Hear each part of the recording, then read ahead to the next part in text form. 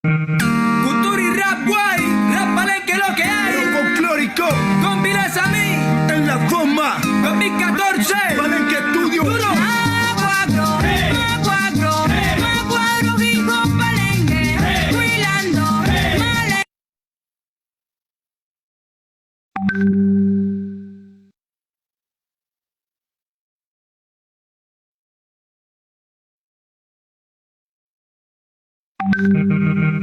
Cultura y rap guay, rap palenque lo que hay. Lo folclórico Con Viles a mí, en la forma. 2014. Palenque Estudio. Duro. Maguagro,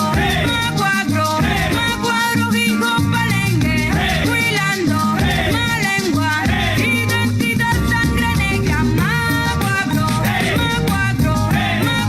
hijo palenque, huilando, malengua, identidad sangre negra. Aquí suto se huila chichial en guaripalengue. Hace mezclaje y borraco bullerengue. Tambora marimbula, tambor maraca y amarón. Así na cuadro mi hace zona cabrón.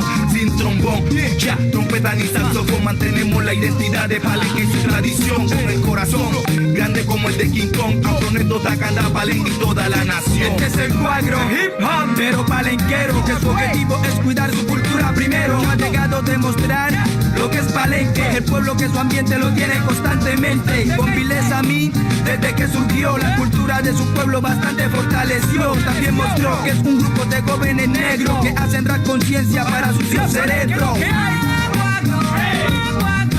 Maguagro, hijo palenque, huilando, malengua, identidad sangre negra. Maguagro,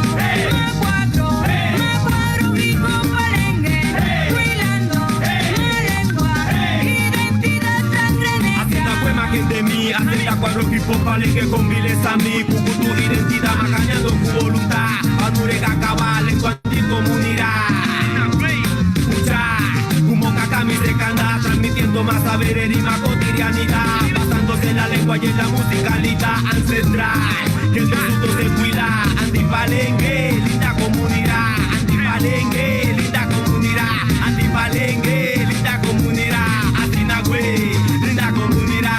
Gente vi con Viles a mí, senda cuadro. Se ganda pa' no escuchar los comunitarios. Mini bunda cusuto pa' luchar y hacer milagros. Que su dota busca pa' que le se refleje diario. Kutu, Padro mi canta, anti lengua bantú, suto se cuida, cultura panto enu, que se gusta cultura, como mambollo, como cuando suto va en paloyo, valor y palenque, senda patrimonio, ora, si tendar humanidad, cuero con pileza, ten identidad, pa' tomar gente y comunidad. Maguagro, hijo palenque, huilando, malengua, identidad sangre negra. Maguagro, hijo palenque, huilando, malengua, identidad sangre negra. Viles a mí, fusionando el rap con lo tradicional. Rap palenque lo que hay. Esto es rap folclórico, rap folclórico. Así ya, güey. Con Viles a mí en la forma. Hey, Cacerolo Reco 2014. De Palenque pa'l mundo. Yeah, hey. Tú ya estás dando de qué hablar. Jackie el estilista. Resbalando por la pista, ¿sabes? Ya cambia en la bomba, tu verlo en la azul, tu cuadro ballet, con Viles a mí, pura identidad, patrimonio, diáspora africana, escucha Benco. No sé si papá, ven que le pone la vaina bacana en esta vaina.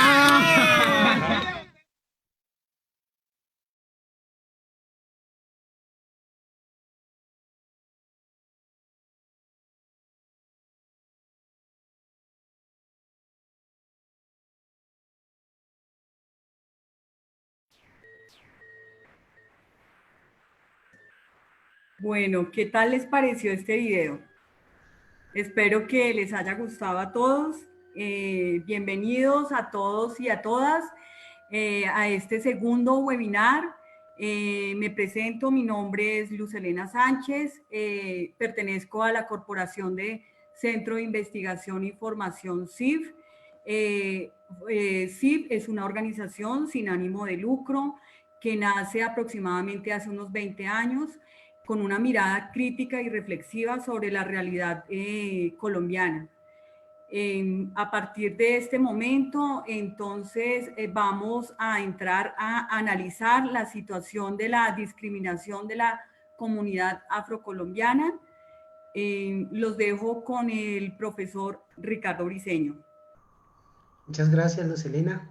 Mi nombre es Ricardo Briceño. En este momento hablo a nombre de la Universidad de la Tierra y la Memoria Orlando Falsborda y vamos a hacer un conversatorio que hemos titulado No puedo respirar, que son las últimas palabras que dijo George Floyd antes de morir a manos de un agente de policía en los Estados Unidos. Y esto nos da pie para poder hablar de la situación de discriminación y las perspectivas de la población afrocolombiana, de la comunidad afrocolombiana. Les cuento rápidamente, la Universidad de la Tierra y la Memoria va a ser un espacio de formación. Es una universidad que está inspirada en una iniciativa en Oaxaca, México, y que diferentes comunidades y diferentes grupos de personas aquí en Bogotá y en América Latina hemos tomado esa iniciativa para iniciar a pensar la escuela y el sistema educativo de una manera propia y genuina, colocando los procesos de producción de conocimiento bajo los intereses de las comunidades populares a los que pertenecen y con los que trabajamos.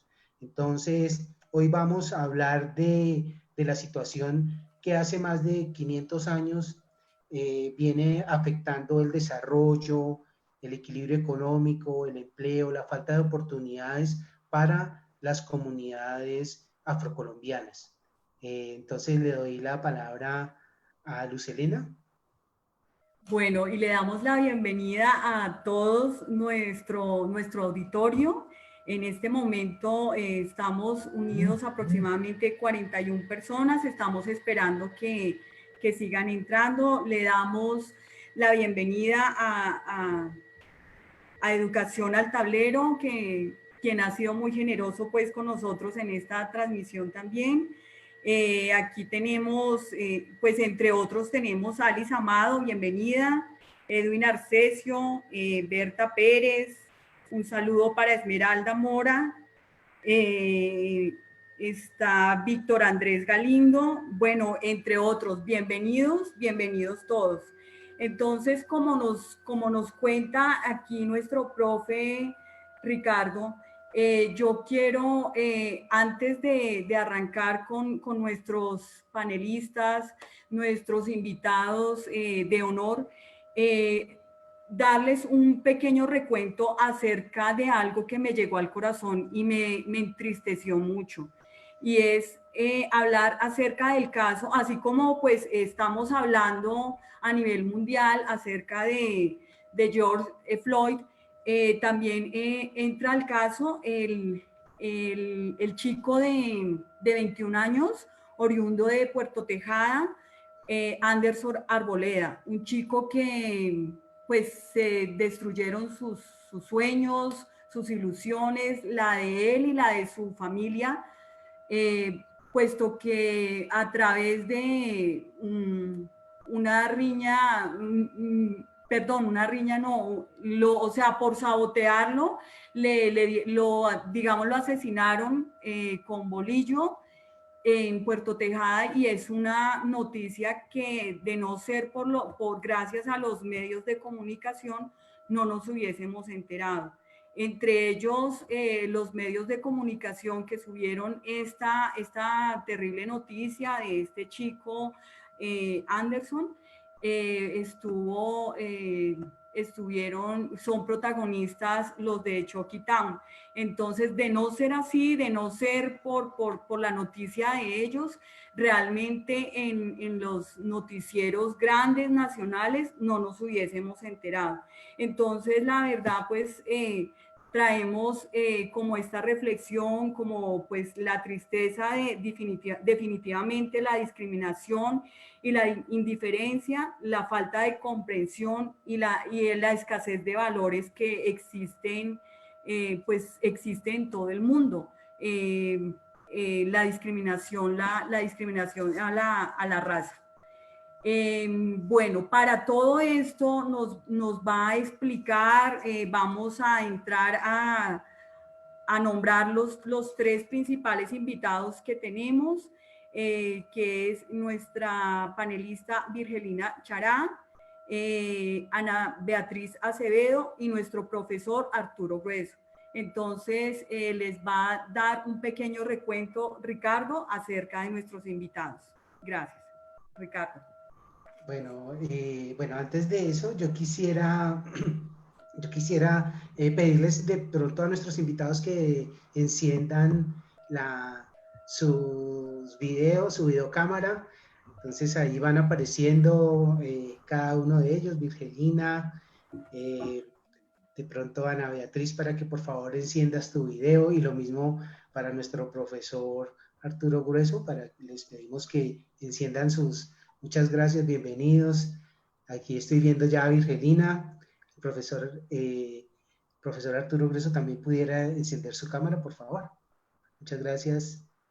Y Ana Beatriz Acevedo, quiero que los conozcamos. Y seguramente ustedes recibieron, las personas que nos escuchan en diferentes partes de Colombia, seguramente recibieron una invitación que nos presentaba a cada uno de estos tres invitados, que son muy importantes. Voy a empezar por el profesor Arturo Grueso. Es un educador en el nivel medio y superior de la educación colombiana, es un educador popular que se ha, digamos, especializado en los pensamientos ancestrales y ejerce la interculturalidad desde diferentes expresiones corporales, sociales, organizativas con el entorno y con las culturas. Entonces le damos la bienvenida al profesor Arturo Grueso. También quiero presentarle, no sé si el profesor Arturo Grueso quiere darnos unas palabras. Muchas gracias, profesor. Sí, Ricardo, muchas gracias y bienvenidos todos. Pues muy contento que esté Virgelina y Ana Beatriz. Virgelina siempre la he admirado, es una mujer tenaz. Bueno, muchas gracias. Voy a presentarles a Virgelina Chará. Ella es lideresa comunitaria y defensora de derechos humanos y ayuda con su labor en la Asociación para la Mujer y el Trabajo a su Mujer, el Costurero de la Memoria y la Red de Protegedores. Ha luchado por los derechos de las personas perjudicadas por el conflicto armado. Entonces, bienvenida, Virgelina, muchas gracias. ¿Quieres dar pronto saludar?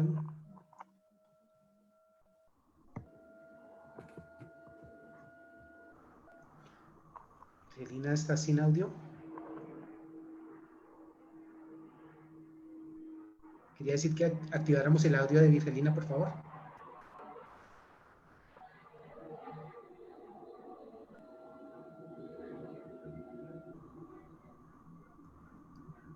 Se nos fue el audio de Virgelina. ¿Sí?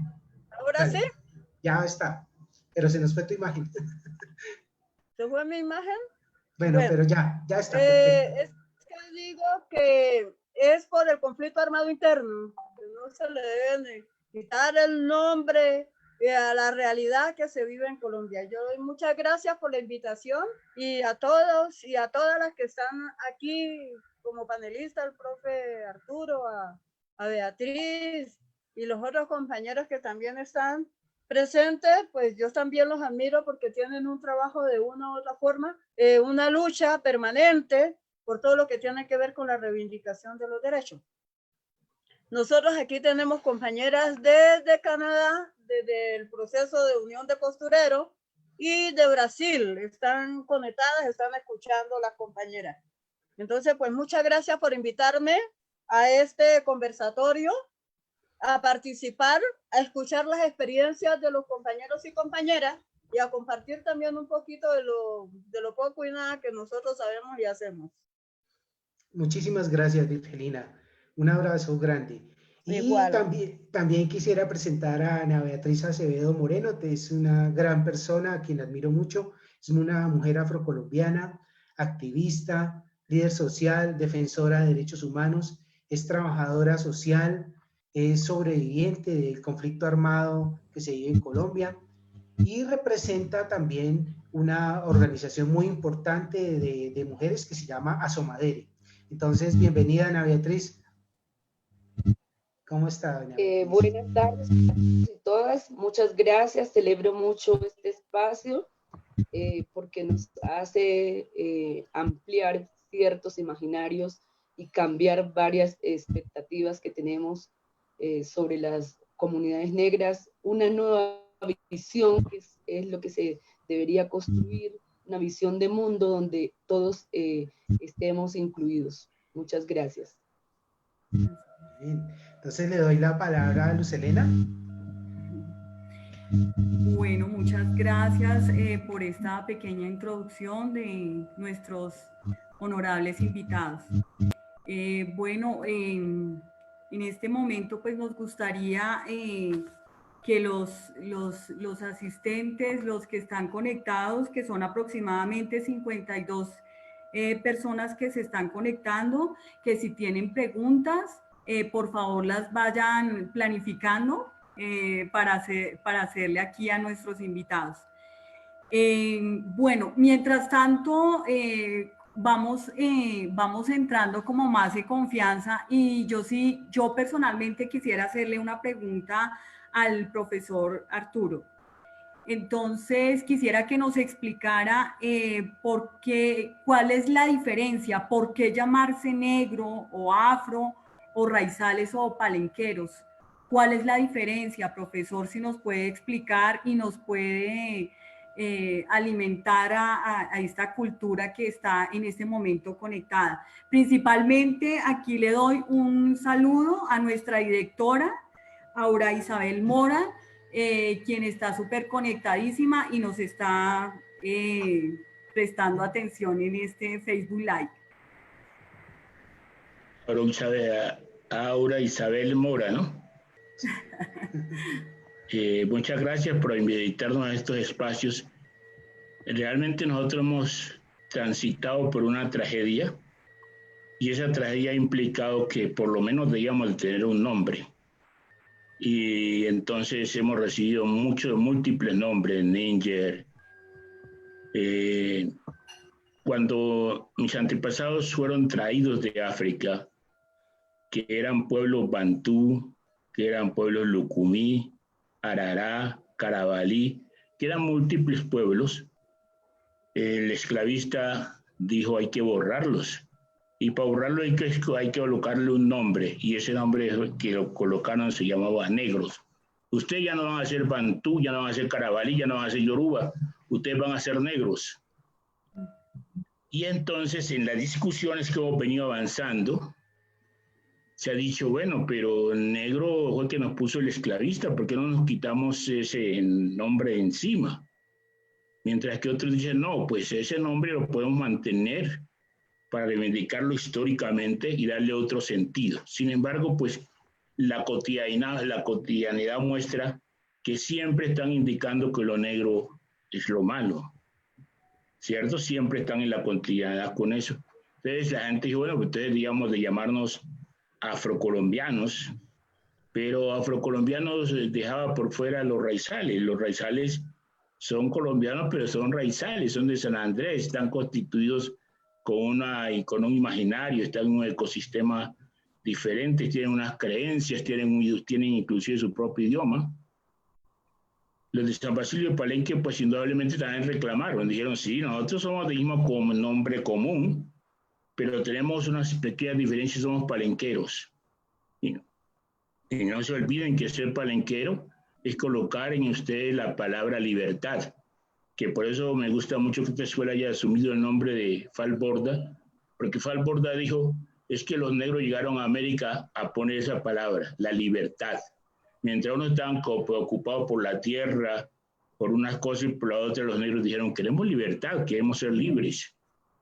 Y allí entonces estamos en esa discusión. Entonces Recuerdo que hace poco un amigo me decía, pero no podemos ser afrocolombianos porque, bueno, África está bien, pero colombianos no. Entonces yo recuerdo que en el pasado los norteamericanos, los afroamericanos se fueron a África porque ellos decían que estamos maltratados aquí, vamos a buscar nuestra madre África, y se fueron. Pero cuando llegaron a África les dijo, sí, está bien, ustedes son nuestros hermanos mayores, pero ustedes ya se fueron. Y es cuando ellos regresan nuevamente a los Estados Unidos y dicen, hay que construir un imaginario. Y el imaginario tiene que decir, todo lo negro es bello. Y empiezan a caminar entonces por ese camino. Esa discusión está muy interesante porque entonces otros me dicen, ¿por qué no preferimos llamarnos afrodescendientes? Y eso tiene una dificultad, y es que entonces afrodescendientes digamos todos. Sin embargo, hay un ingrediente, y es que la Corte ha venido tratando de decir que van a considerar como afrodescendientes todos aquellos que son descendientes de los africanos, llegados, traídos a América en condiciones de esclavización. Digamos, tener un nombre muy importante, y en ese camino estamos. Pues hay muchas discusiones, muchas dudas, pero en ese camino vamos.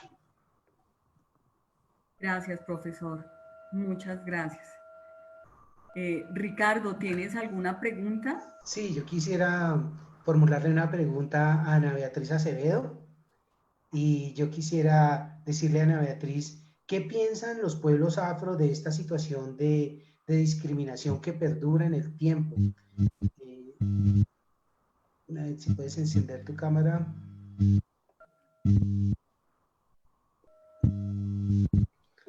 Mi hora no enciende la cámara.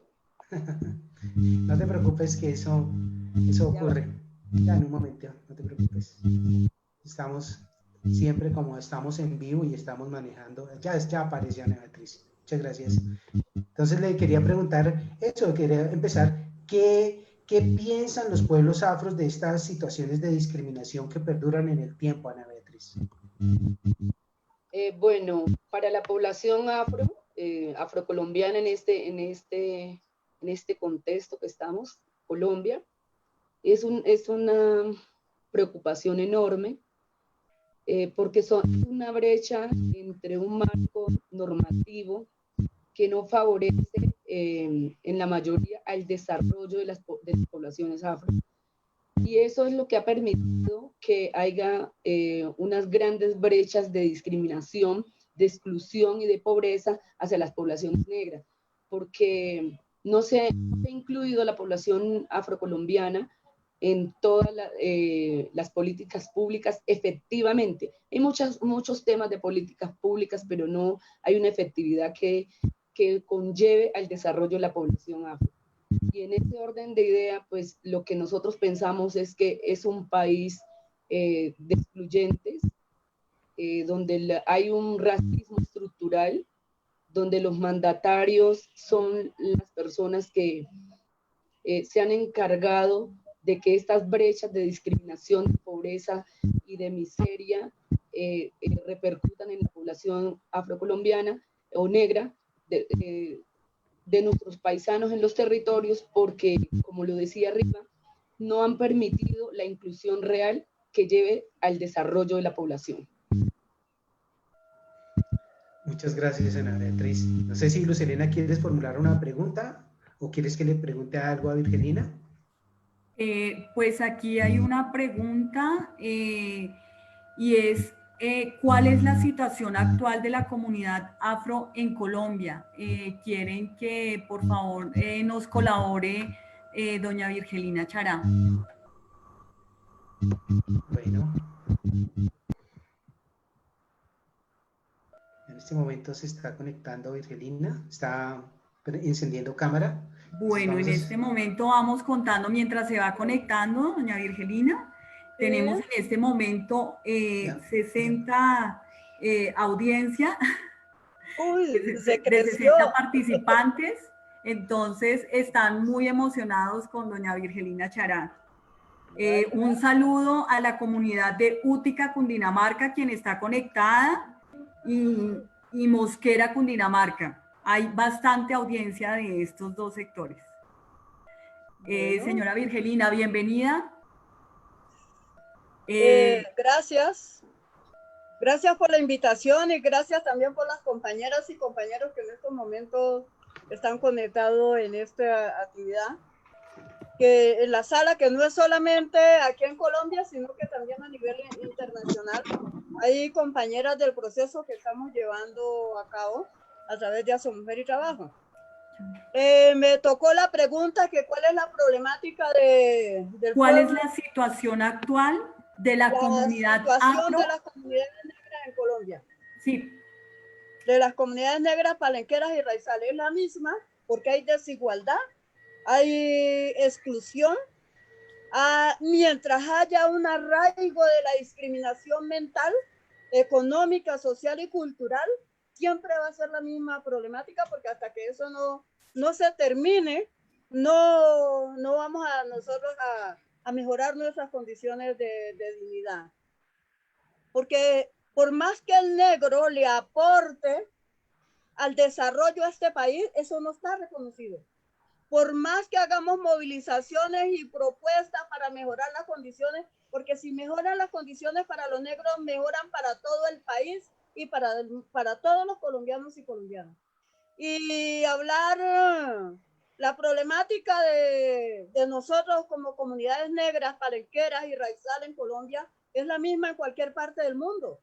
No podemos decir que solamente aquí en Colombia. Estamos hablando de 169 años, si estoy equivocada, me corrige profe o Beatriz, de la abolición, entre comillas, de la esclavización, de la no esclavización y en contra del racismo también en Colombia, pero las condiciones de pobreza son las mismas porque nosotros, ¿cómo podemos hoy estar pidiendo, exigiendo igualdad, inclusión en políticas públicas y en cumplimiento de derechos?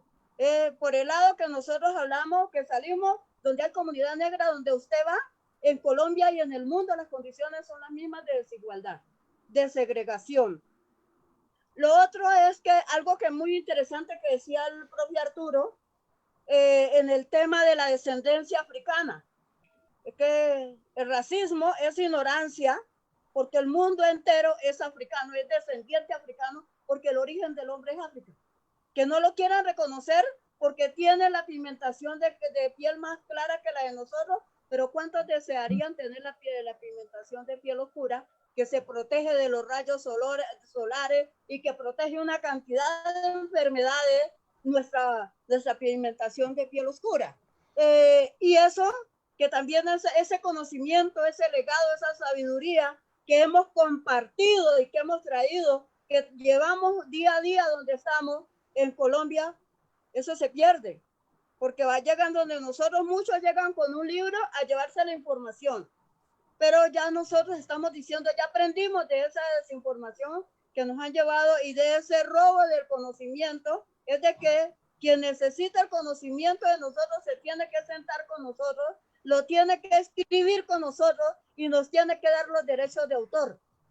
Porque de ahí partimos la igualdad, porque yo no le puedo robar el conocimiento al otro, lo publico como mío y ni siquiera le doy ese reconocimiento. Mira, en esas cosas tan pequeñitas empezamos a ver todo lo que ha pasado y lo que sigue pasando, y eso sucede en Colombia y sucede en todo el mundo. La discriminación no es de ahora, las masacres, los asesinatos a nuestros jóvenes no es de ahora. Aquí en Bogotá que asesinan, nuestros jóvenes los asesinan por el hecho de ser negros. Entonces, eso es una ignorancia arraigada de falta de conocimiento, y yo siempre digo, la academia tiene mucha responsabilidad en eso, porque es quien le toca que informar a los estudiantes y a los seres humanos. Gracias, Virginia. Creo que hay, para darle el paso a otro, o me quedo hablando. Pues nos gustaría saber qué piensa el profe Arturo acerca de la situación actual que vive la comunidad afro en Colombia. También nos gustaría saber su opinión. Bueno, la situación actual es que lo que pasa es que hay que mirar el contexto, ¿no es cierto? Digamos, cuando la humanidad crea inicialmente el modo de relacionarse con la esclavización, cuando crea el esclavo, inmediatamente crea la jerarquía, crea una forma de acceder a los excedentes y crea también una forma de excluir.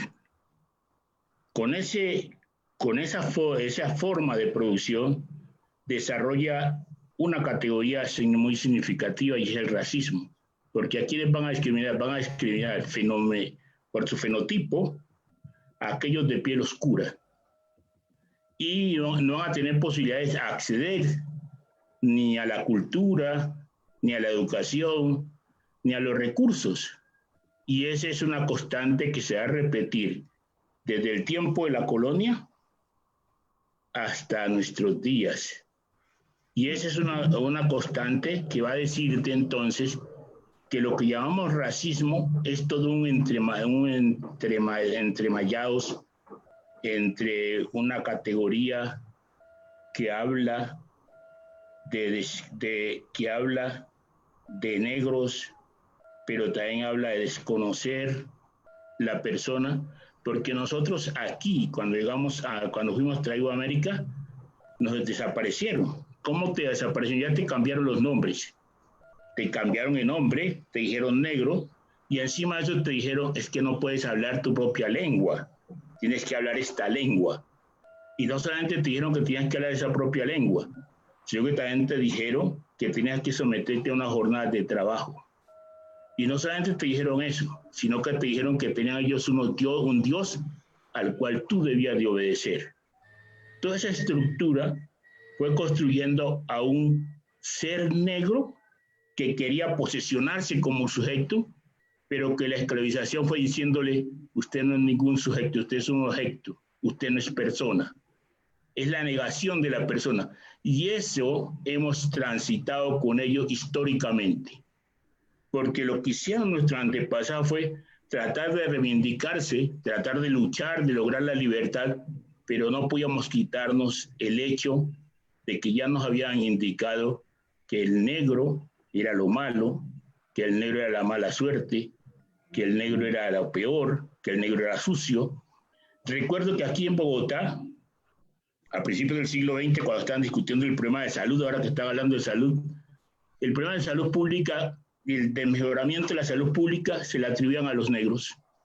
Decían que el problema de infecciones de las enfermedades en Bogotá se debía a los negros, y hacían conferencias la grande intelectualidad bogotana en el Jorge Eliezer Gaitán para decir que a esos negros había que sacarlos de aquí porque contaminaban a la ciudad. Toda esa estructura construida de esa manera no podrá tener una forma de que la podamos superar. Hace poco, ahora que hubo ese asesinato de George, mi hijo escribió unas palabras muy bonitas que me quedaron en el corazón y las quiero compartir con ustedes. Mi hijo dice, todos los días matan a una persona negra.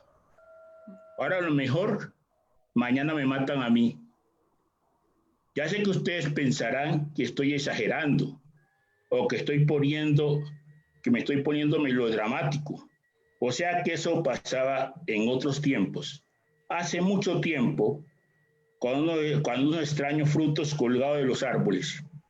Y seguro ustedes pensarán eso porque nunca han sentido vulnerabilidad de estar ahí afuera, en la calle, haciendo cualquier cosa, lo que sea, da igual, con el presentimiento, con la certeza de que alguien lo odia, los odia profundamente, irracionalmente, y no quieren que ustedes respiren el aire que respiran.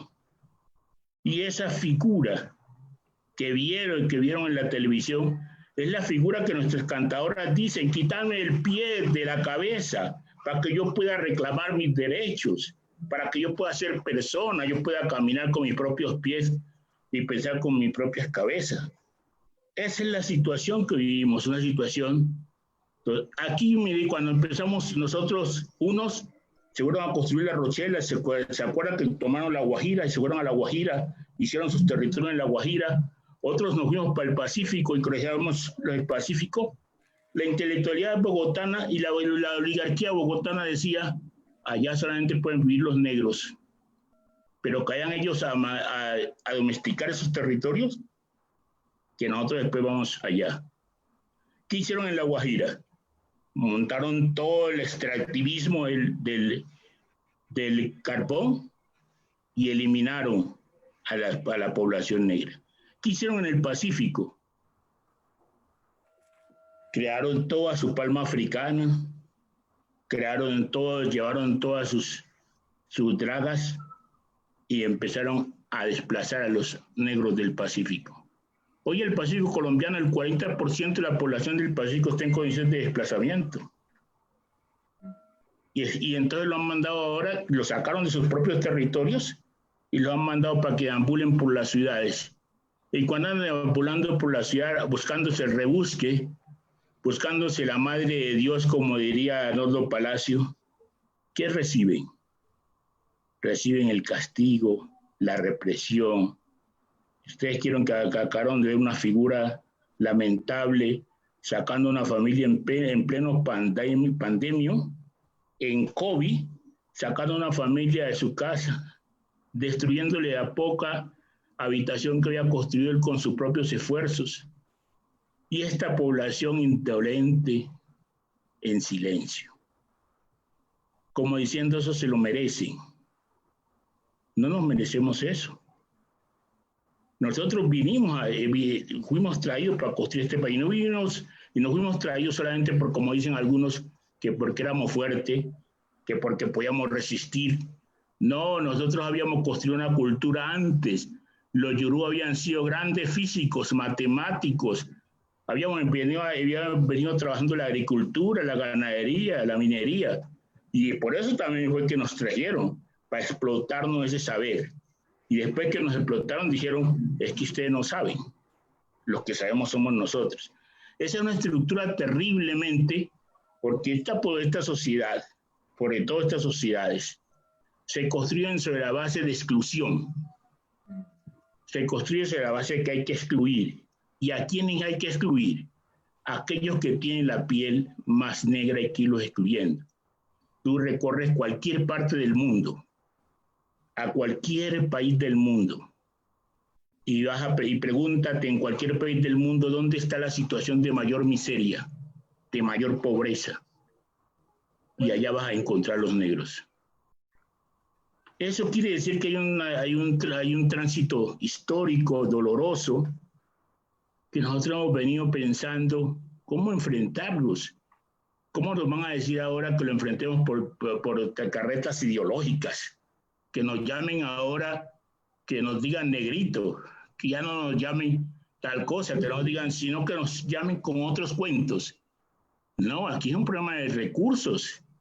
Aquí es un problema por los recursos, por la estructura de una sociedad que excluye, y que a los que excluye fundamentalmente son a los negros y a los indígenas.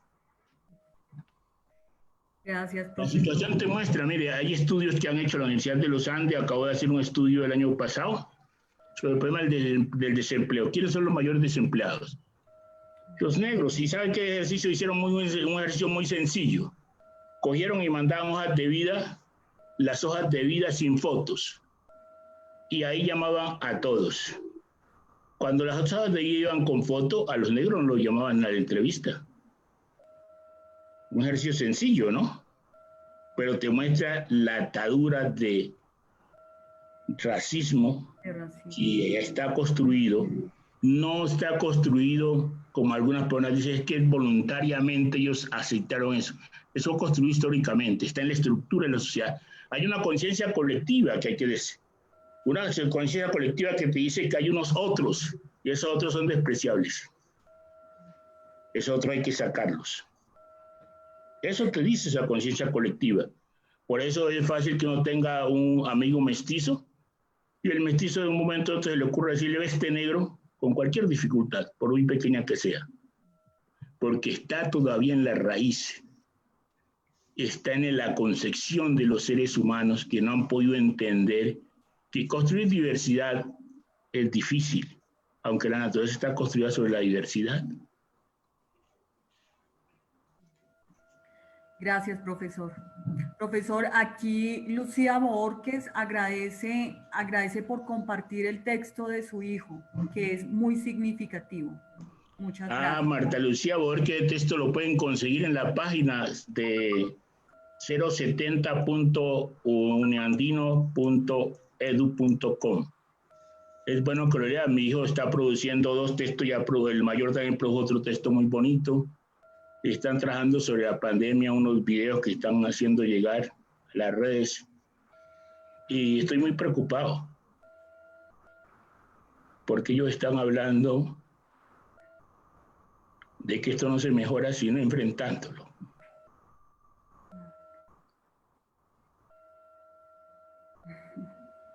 Muy significativo. Gracias, profe. Saluden Marta Lucía Borges, mi gran amiga. Gracias, profe. Bueno, tenemos también unas preguntas. No sé, Ricardo, ¿quieres seguir? Claro que sí, me gustaría formularle una pregunta a nuestra invitada, Ana Beatriz Acevedo. Me gustaría preguntarle sobre la situación actual de las comunidades negras del Pacífico colombiano y que nos comentara un poco cuál es esa situación actual, por qué se está presentando desplazamiento, ¿sí? Entonces, eso lo quería preguntar. Ana Beatriz, ¿será que puedes encender tu cámara y nos puedes contestar cuál es la situación actual? Ya va. Un minuto, ¿qué pasó con la cámara? Listo, muchas gracias.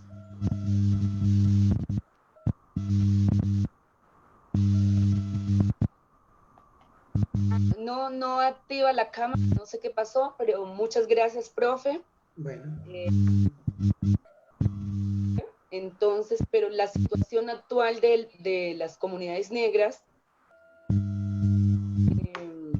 es una situación de angustia, porque hay un desplazamiento por el despojo, el retraso a la educación, la pobreza en las condiciones de vida de la población, las familias más damnificadas o más excluidas, como lo dijo el profesor Grueso ahorita, en todo el mundo son las poblaciones afro.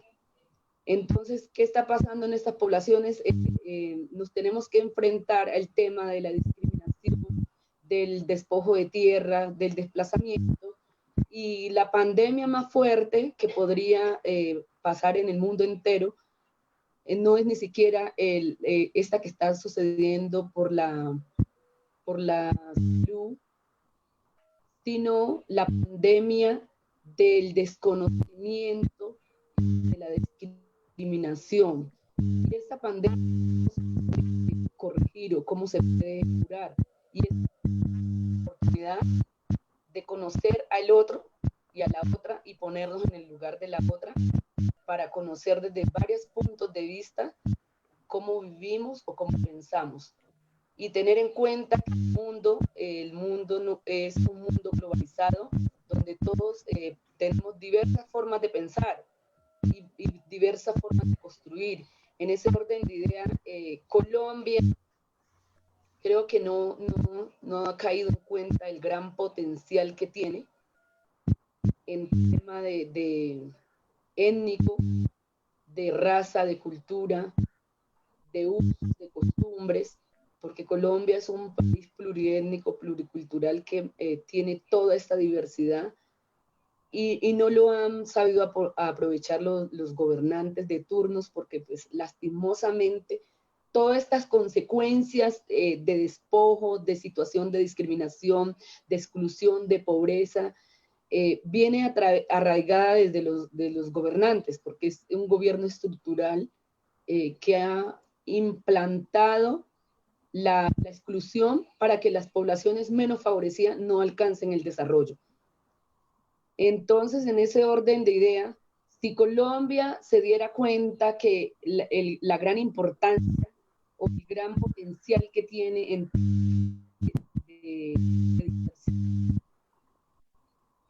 seríamos una Colombia mejor, seríamos un país más incluyente, más humanista y más, lo podríamos decir, más desarrollado, porque pues el tema del desarrollo está en todos los ámbitos de la población, y cuando yo digo ponernos en el lugar del otro es conocer que tenemos construcciones de varios, y las construcciones va desde el conocimiento, desde la educación, desde la cultura que no ha querido reconocer este país, o algunas personas del país, porque sé que muchas personas lo han reconocido, pero pues cuando tengamos gobernantes que reconozcan esto y que de verdad implementen políticas públicas que favorezcan a la población para su desarrollo, ahí Colombia hace un antes y un después de una Colombia mejor, una Colombia que pide a grito que seamos escuchados, que seamos incluidos, que tengamos la posibilidad de pasar. Eso podría ser por esa parte. No sé si se resuelve la pregunta, porque pues ya sabemos la situación que estamos pasando ahorita. Toda la población en Colombia está pasando por el tema de la cuarentena, y es un tema que pega demasiado duro a la población afro, porque la población afro en la mayoría de sus casos vive de las ventas ambulantes, del día a día. ¿Por qué eso? Y eso se refuerza otra vez al inicio, en la exclusión, en un país que no ha permitido el desarrollo de las poblaciones negras, y como lo decía Foucault, se podría señalar, y es el tema de la dominación. Entonces, mantengo a la población dominada para que no alcance su desarrollo, y no le doy las oportunidades para que la población no alcance el desarrollo y no haya una paridad o una igualdad. Esa es una forma tácita de dominación que va relacionada con estas malas prácticas que han tenido muchos gobernantes de esclavización desde muchos años, más de 500 años de historia, que eso se remonta a la supuesta prohibición de la esclavitud, fue en 1823, pero que se alcanza a implementar desde 1851, cuando al final del decreto lo que quería es la libertad, que los negros queremos ser libres, los negros, la población negra afrocolombiana, queremos tener la libertad, una libertad que lleve a muchos puntos de encuentro.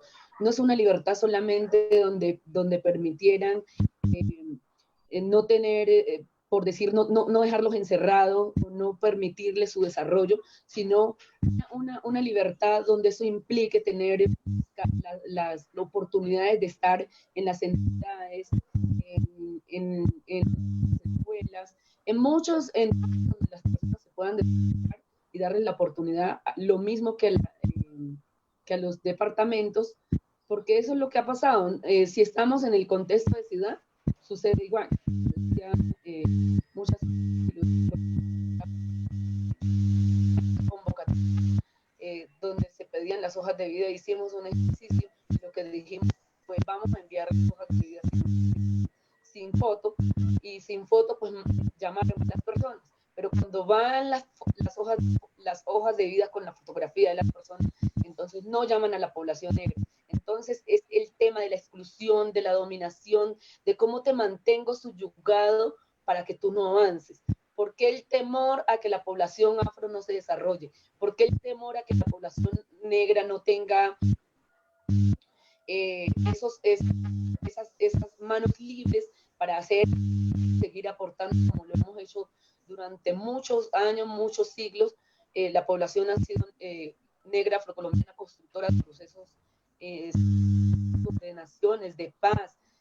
Somos agentes de paz, por eso no es en vano que la población negra colombiana vive en los territorios del Pacífico, porque siempre nos ha gustado, o siempre Dios nos ha situado en los procesos de paz, porque esa es la esencia de la población y esa es la esencia del ser humano. Y yo daría la vida cuando en el mundo entero y en este contexto que estamos, que es Colombia, reconociera todo esto y dijéramos, y no nos llamen por el color de la piel, sino por el nombre o por las capacidades, y reconozcan que la única raza que hay es la raza humana, que no hay otra raza sino la raza humana, que dejen los prejuicios, que dejen de juzgar, que se den la oportunidad de conocer todas las miradas, todos los puntos de vista, para construir colectivamente una Colombia mejor donde todos y todas encontremos la equidad. Gracias, Beatriz. Muchas gracias.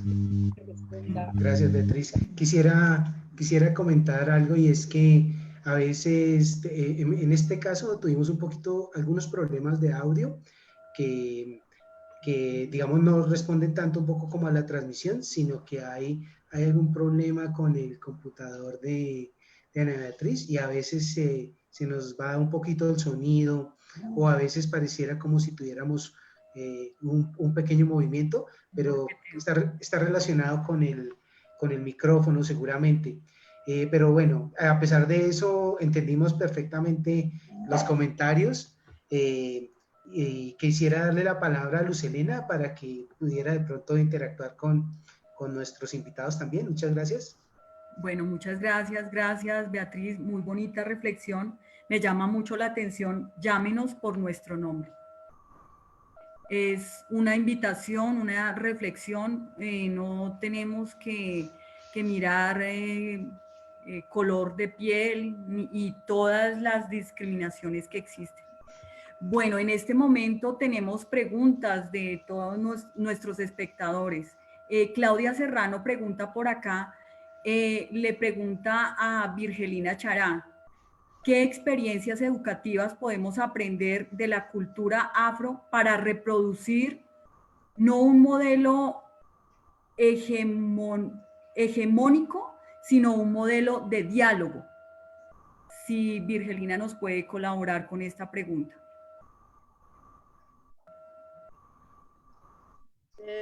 Buenas tardes, gracias Beatriz por tu pregunta y por estar aquí en estos Claudia, momentos con nosotros. Claudia Serrano te pregunta. Claudia, ay, perdón.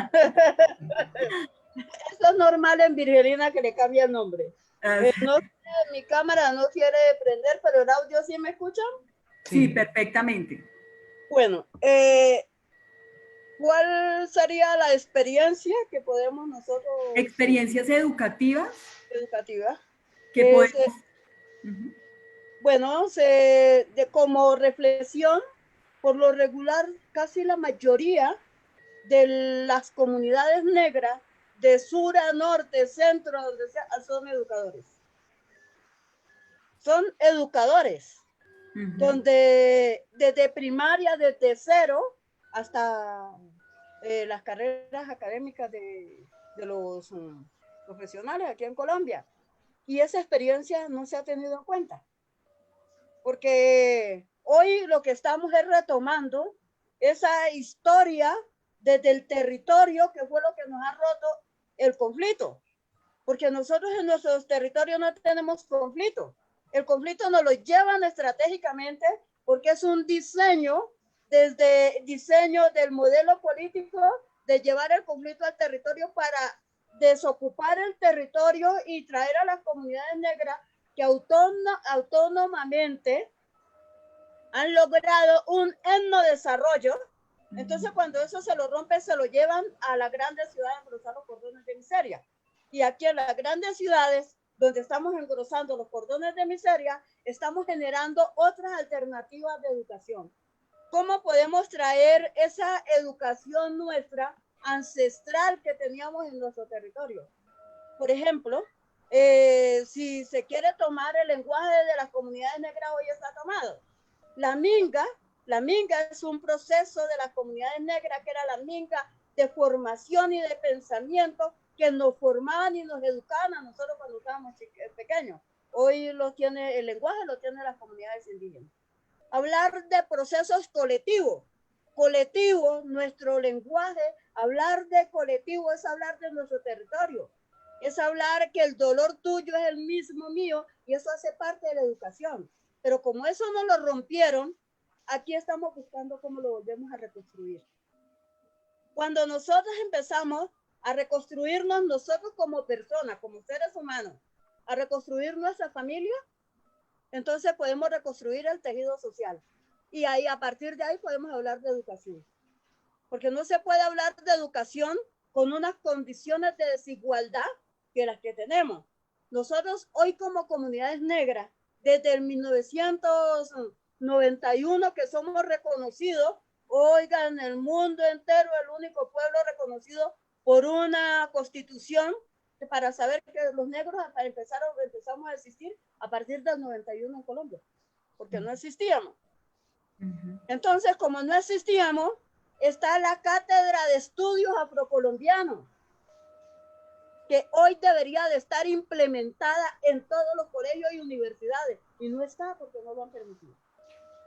Entonces, lo que hagamos nosotros queda sobrando. Es como vamos a empezar a organizar y a colocar las acciones que estamos haciendo desde el territorio para que esa cátedra sea implementada, se pueda llevar, porque es que esa no es, dice comunidades negras, pero no es la cátedra para los negros.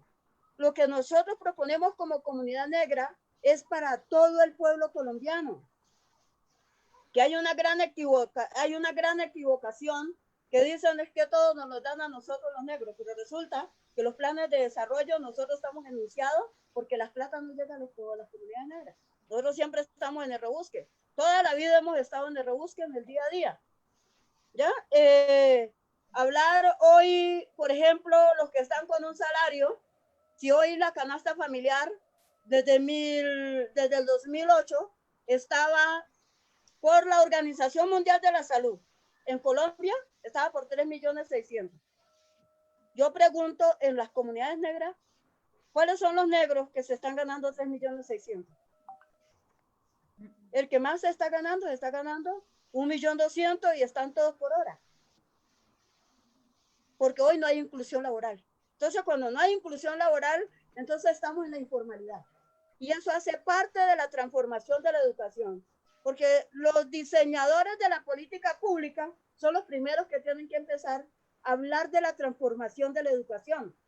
Y esa educación no se transforma si nosotros como seres humanos no nos transformamos. Si nosotros como seres humanos no empezamos a pensar en el ser humano, porque siempre estamos pensando en lo inmediato y estamos pensando en lo tangible, en los objetos, no pensamos en las personas como seres humanos. Entonces, para hablar primero de educación, tenemos que hablar primero de nosotros.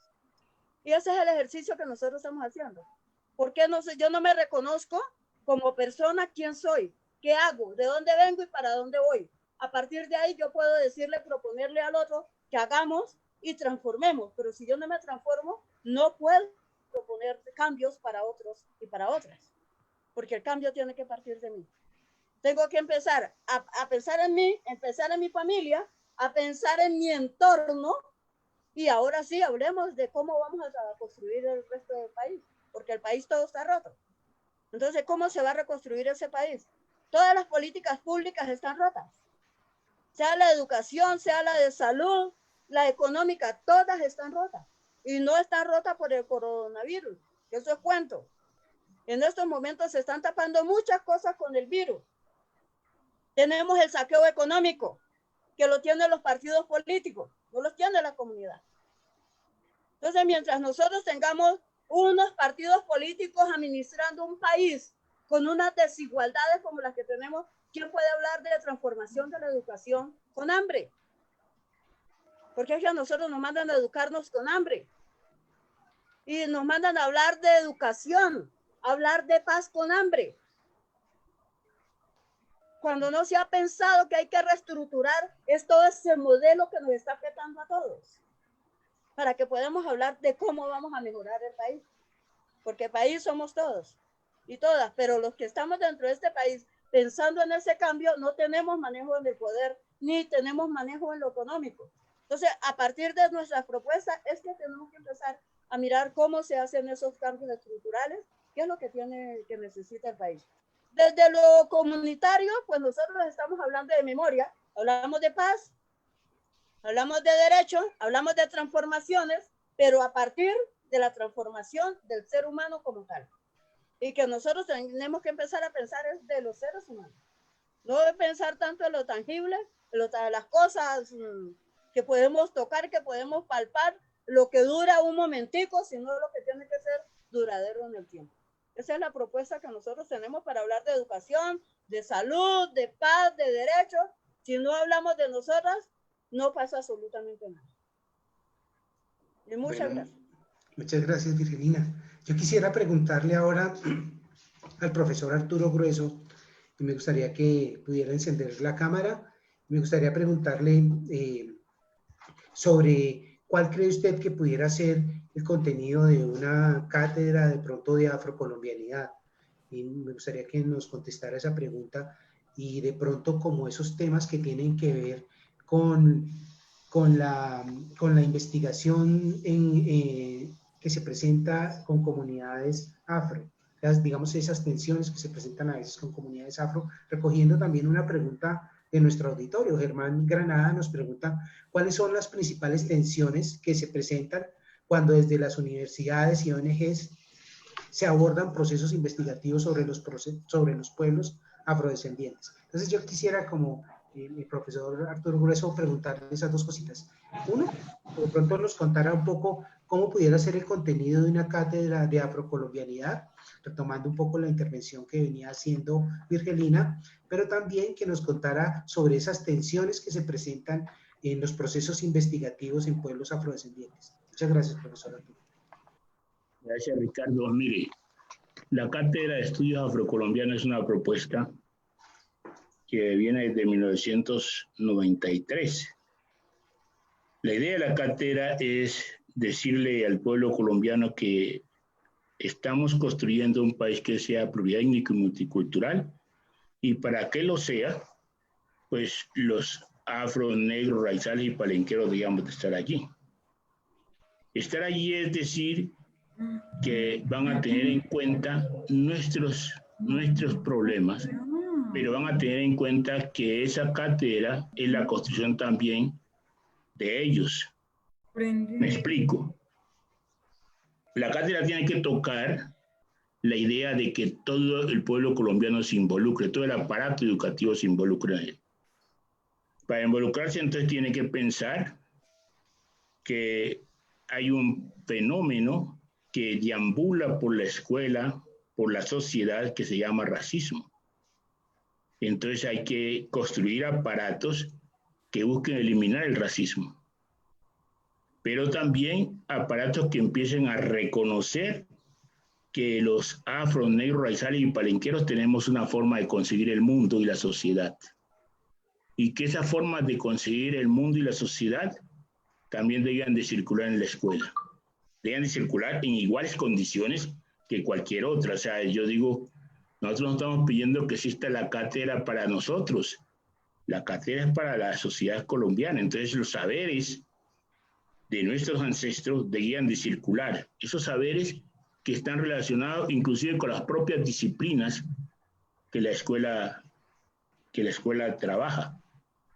La escuela son disciplinares, son curriculares, y nosotros decimos, bueno, es difícil que rompan esa estructura, pero sí por lo menos podían reconocer que la discriminación es un crimen y que por lo tanto debe ser sancionada, y que el manual de convivencia debía decir que hay que construir un país que sea pluriétnico y multicultural, y que por lo tanto debe ser sancionado, porque por ejemplo en la escuela hoy una niña le dice al profesor, mire, me están diciendo negrita, el profesor no le ponga cuidado a eso, porque el profesor no tiene conciencia real de que es un tema que molesta. También, digamos, implica leer la historia nuestra, pero de una manera diferente a como lo han presentado. Si ustedes miran la historia nuestra, la historia de Colombia, la oficial, es una historia que desconoce a los negros allí presentes. Allí no aparece la participación nuestra en la independencia. Ahí no aparecen nuestros grandes héroes, no aparecen nuestras formas de pensar y de actuar. No aparece la forma de concebir las ciencias naturales. Ustedes no han visto que hasta las parteras son excluidas de las escuelas. Y la partera es un discurso bien importante, porque es la forma cuando hay alguien decir que han aportado para la educación. Yo creo que cuando uno mira la acción de una partera puede descubrir la importancia de ellas para la educación.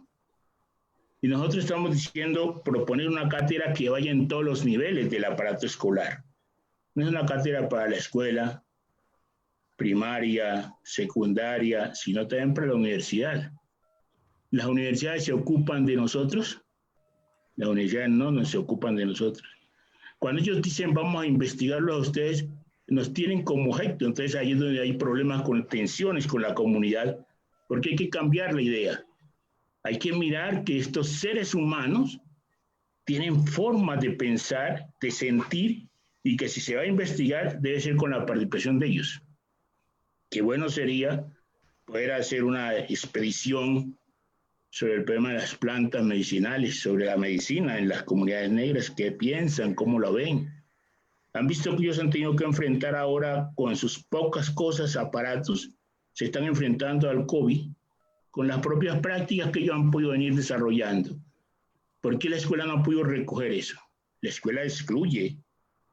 La escuela está excluyendo entonces la forma de saber de sus pueblos. Y yo diría que una cátedra de estudios afrocolombianos sería una estrategia propicia para empezar a trabajar sobre la erradicación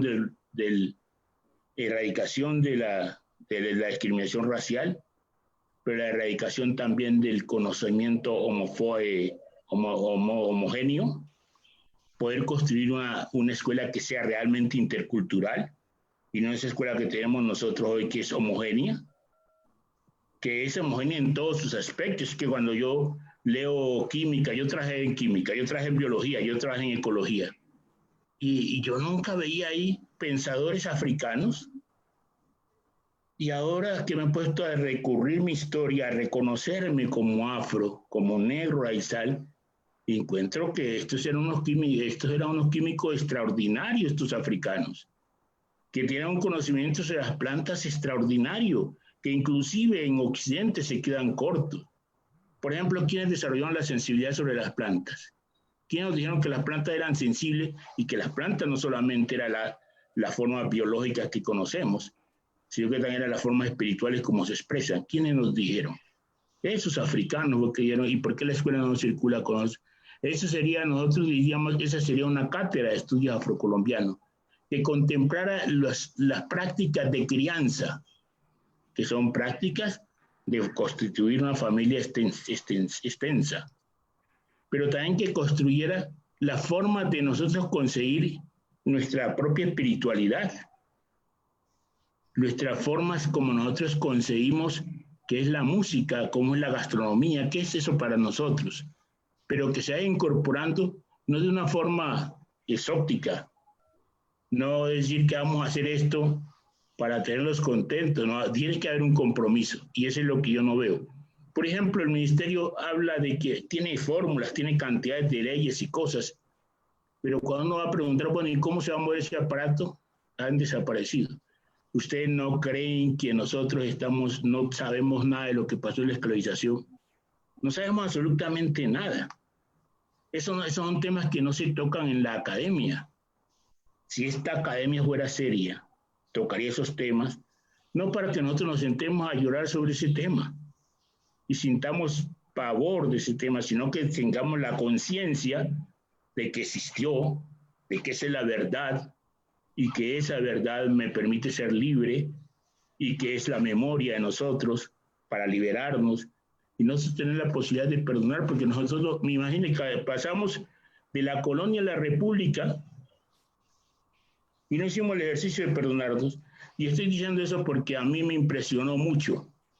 Una vez que fui a una escuela de aquí del distrito y me encontré con una niña de quinto de primaria, una niña negra, y le digo, oye, ¿qué es lo que más te ha molestado de esta escuela?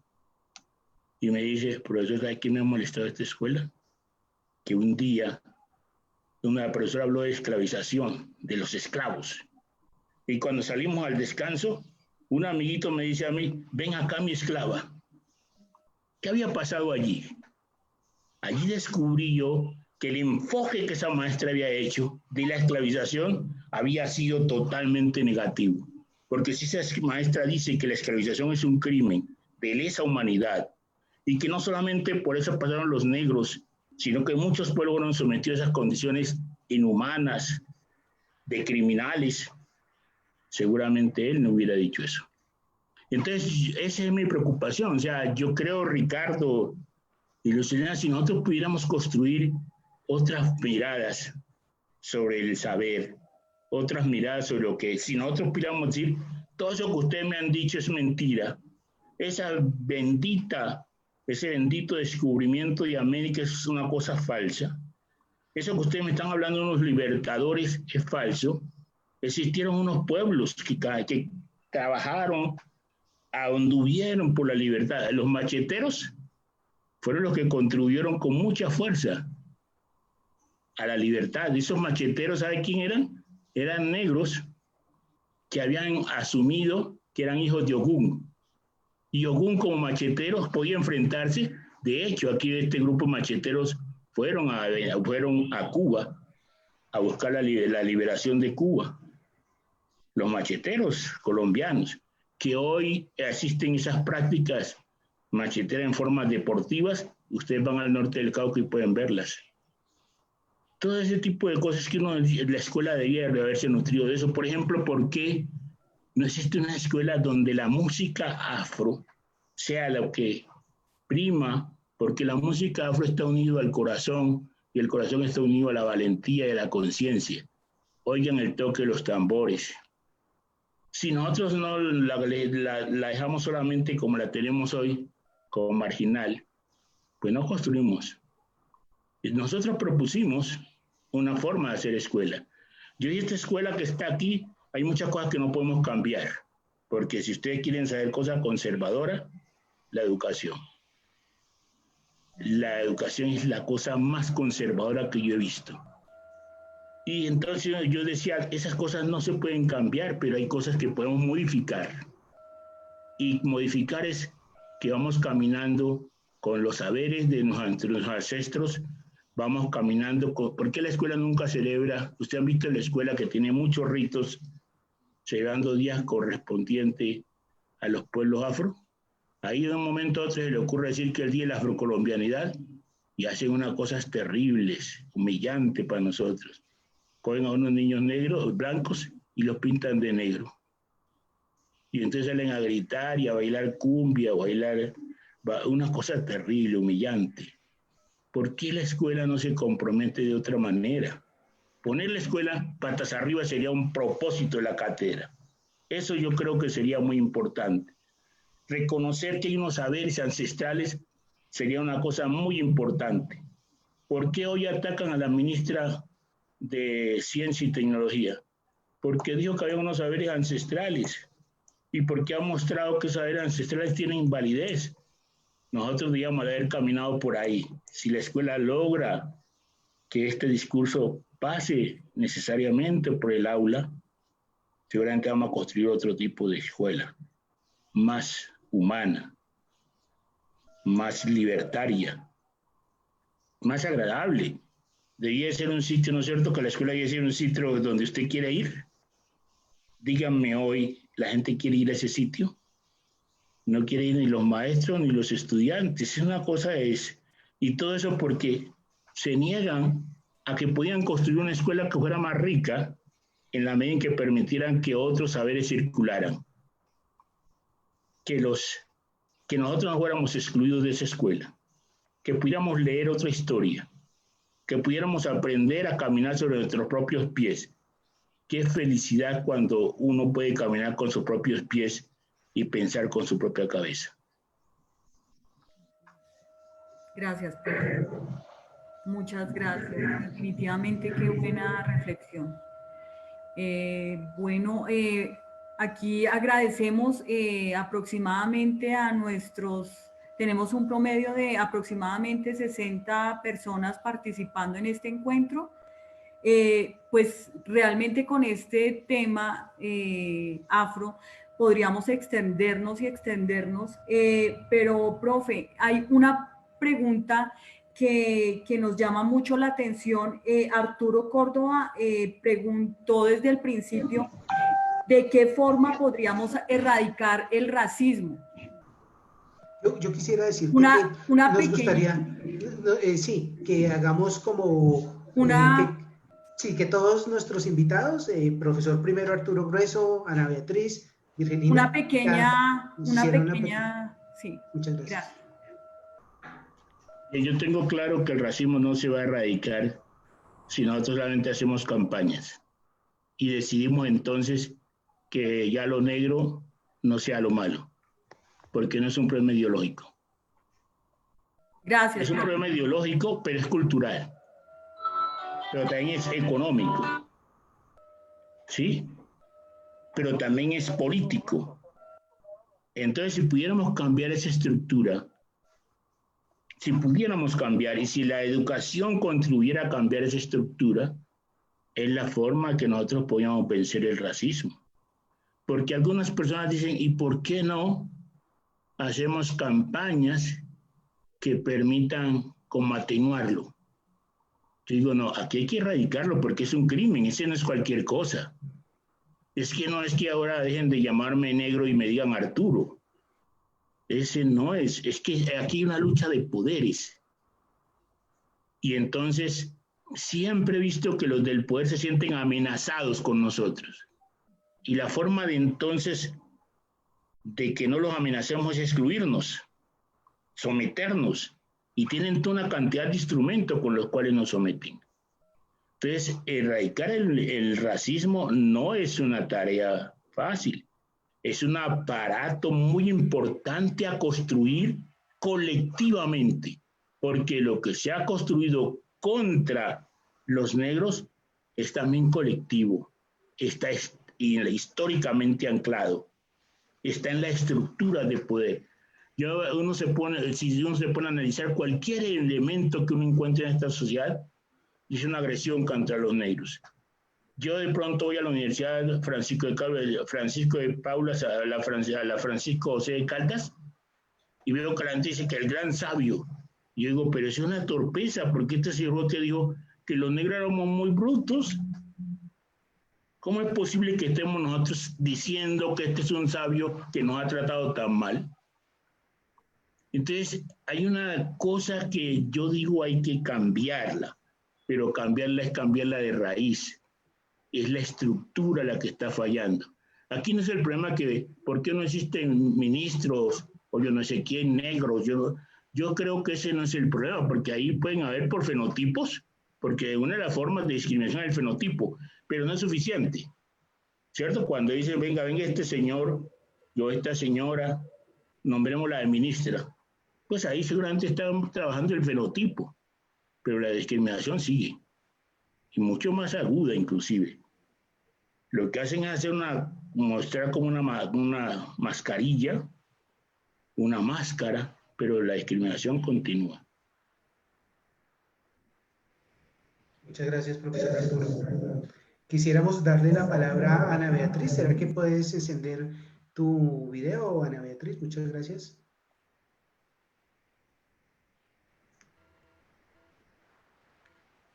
Ya. Muchas gracias. Sí, señor. Listo. Entonces, la misma pregunta para Ana Beatriz, ¿cierto? ¿Cómo pudiéramos, digamos, acabar con el racismo? Bueno, yo no tengo la fórmula mágica, pero creería yo que son muchos puntos que podríamos reconstruir, y reconstruir desde 4 factores que serían dar oportunidades para el desarrollo de capacidades, inclusión, permitir que los territorios del Pacífico se desarrollen en su óptima extensión de la palabra, y que se incluya un proceso de paz verdadero, porque pues una paz donde no ha sido real, no se alcanza a identificar los cambios, ni es pertinente, ni se hace importante, ni genera cambios, porque pues no es una paz que permite algunos procesos en las comunidades, porque ya sabemos que no es una paz real. Y una paz real es una paz donde todos seamos importantes, donde todos seamos incluidos, donde todos tengamos en lo posible las mismas oportunidades o las mismas condiciones, o intentar de que las poblaciones tengamos las mismas oportunidades. Es muy sabido que en los territorios del Pacífico es la desigualdad más terrible que hay en Colombia en cuanto a desarrollo, y lo podríamos significar y ahorita en esta pandemia, y es que es el tema de los hospitales. El tema de los hospitales, es decir, que si la población llega a un contagio elevado, no habrían hospitales suficientes, porque no hay unos hospitales de tercer nivel para que se atienda a la población. Es iniciar por ahí donde están las igualdades de condiciones para que las personas puedan obtener los mínimos vitales, y en estos temas es el tema del desarrollo, es el tema de los derechos. Uno de los derechos es tener una educación digna, tener una educación, un derecho a la salud, y obviamente por obvias razones, que es el tema de que no hay unos hospitales, pues las personas no tienen una salud óptima.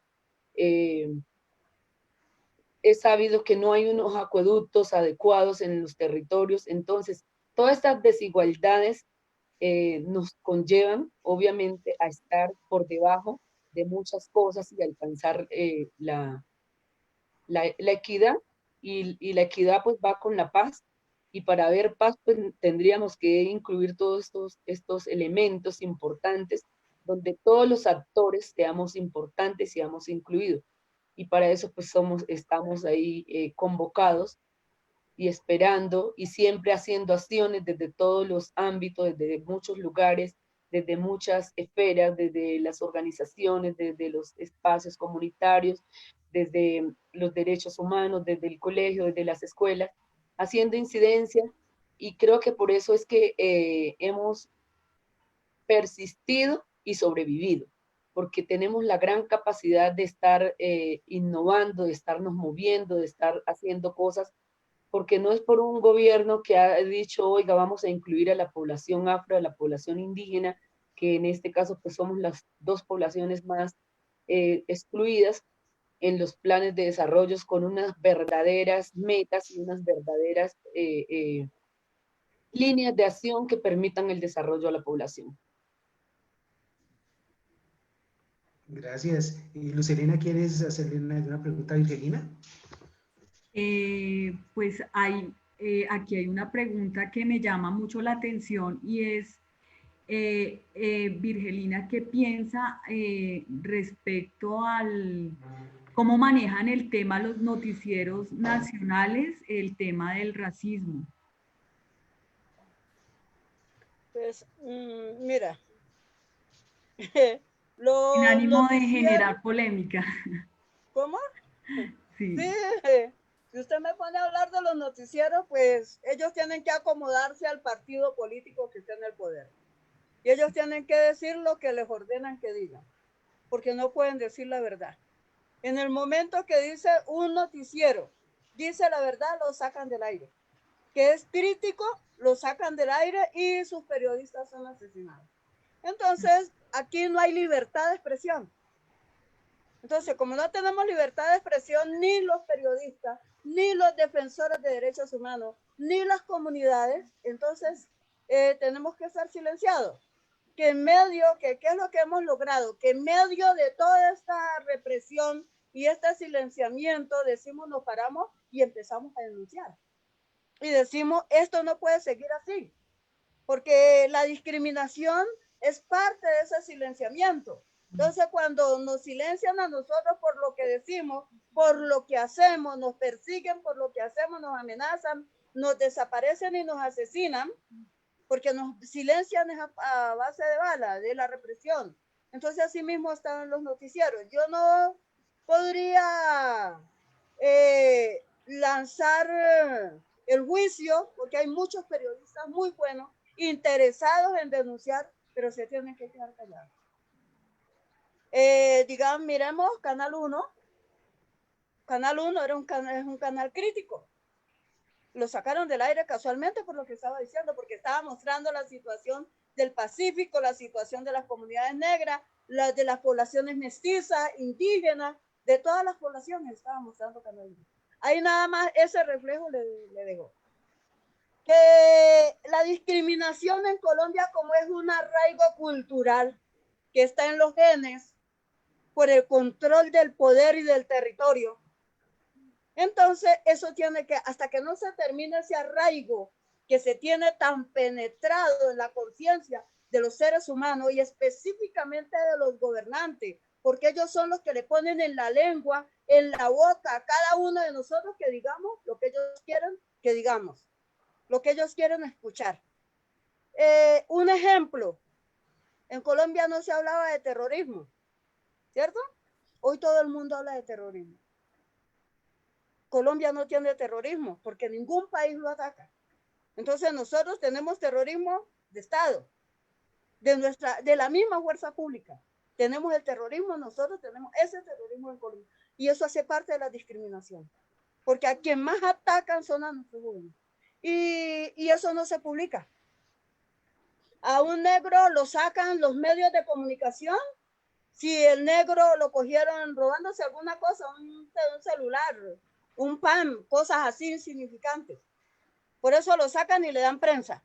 Pero cuando lo cogen, lo golpean, lo asesinan, lo desaparecen, no le dan prensa.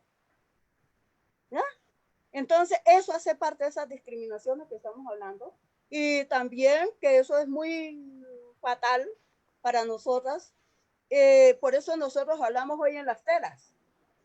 Y desde el Centro de Memoria, Paz y Reconciliación, que es el proceso de unión de costureros, que por esa razón estamos aquí hoy con la Universidad de la Tierra, mirando, a ver, ya que esta universidad, que es una apuesta nueva aquí en Colombia, podemos empezar a transformar todos esos pensamientos, esa forma, esos patrones de comportamiento que se tiene en la sociedad y que tenemos nosotros como seres humanos.